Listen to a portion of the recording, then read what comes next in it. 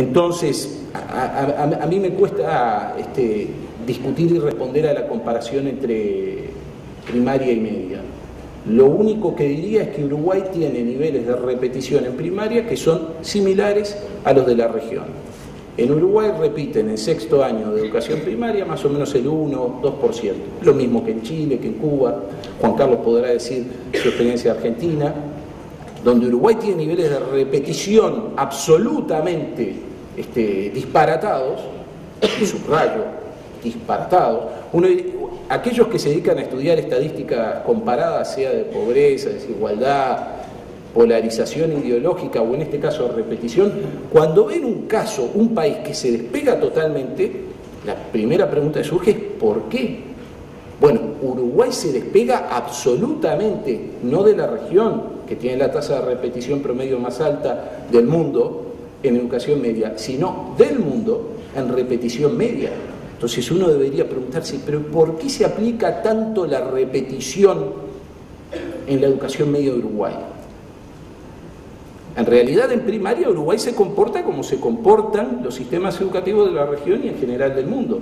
Y muchos de ellos, y por eso hacía la referencia a los países más desarrollados, directamente han eliminado la repetición, o incluso en la legislación escolar se dice, bueno, la repetición es una medida última que se debe aplicar en situaciones donde realmente, luego de un proceso de evaluación muy complejo, se entiende que esa es la mejor medida para que ese alumno o alumna alcance determinado nivel de competencia, aprendizaje, etcétera, etcétera.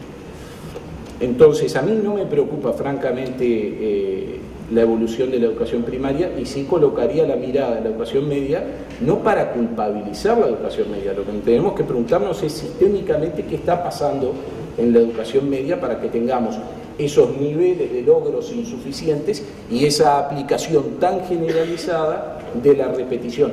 O, simplemente con esto se va largo, buena parte de quienes aparecen computados como repetidores en la educación media de Uruguay, en rigor son alumnos que dejaron de estudiar a mitad de año ya.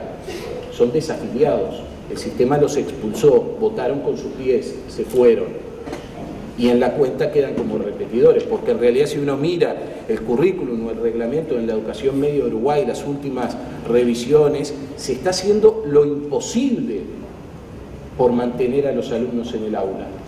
Al momento del juicio de repetición, con cuántas materias pueden ir a febrero, cuáles son las notas, cuál es el mínimo de inasistencias, etc. El problema es que se van antes.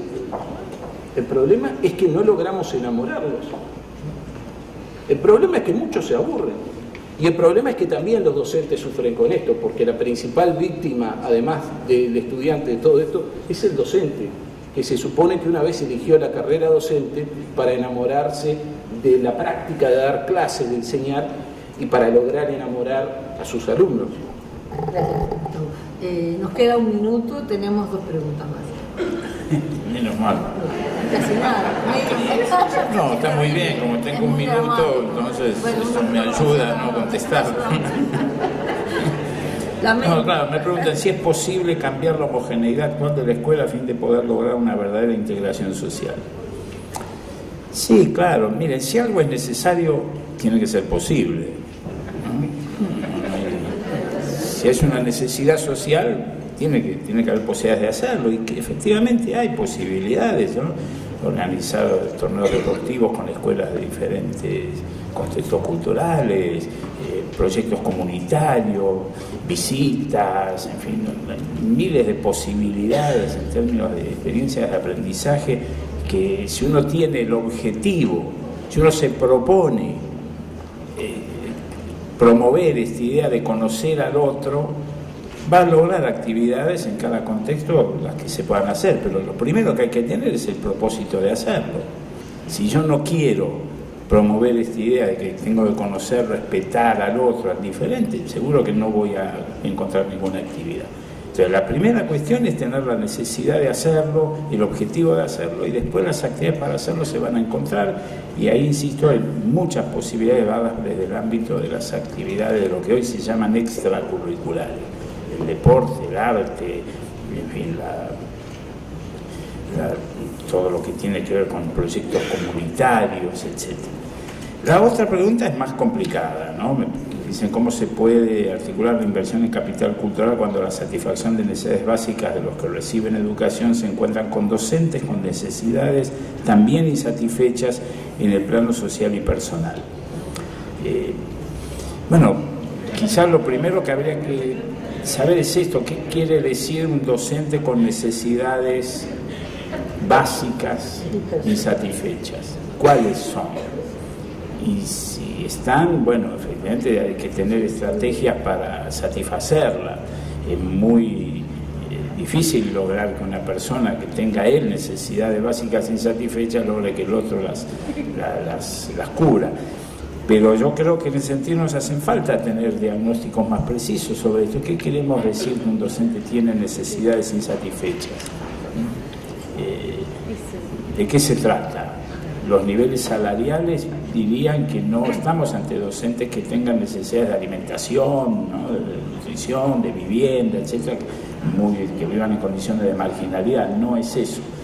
Si son necesidades más de otro tipo, más vinculadas a satisfacción de logros personales, yo creo que ahí un poco Gustavo decía esto, ¿no? Los docentes que sus alumnos fracasan se debe sentir insatisfecho.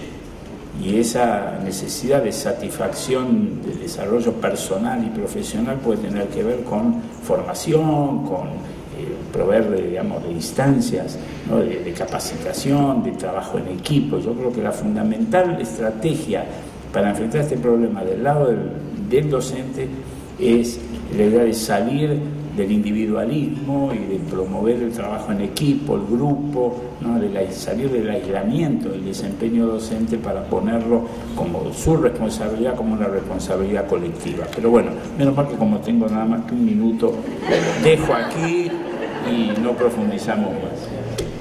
Muchas gracias.